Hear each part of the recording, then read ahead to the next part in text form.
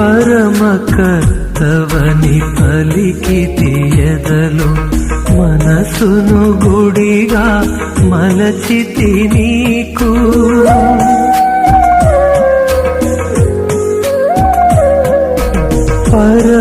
పరమకర్తవని పలికి తీయదలు మనసును గుడిగా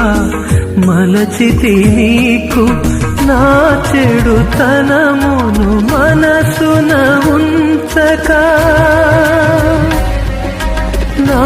చెడుతనమును మనసున ఉంచక నూతన హృదిని దయనీడు స్వామి దేవా పాపినయ్యా దయతో నన్ను కావుమయ్యా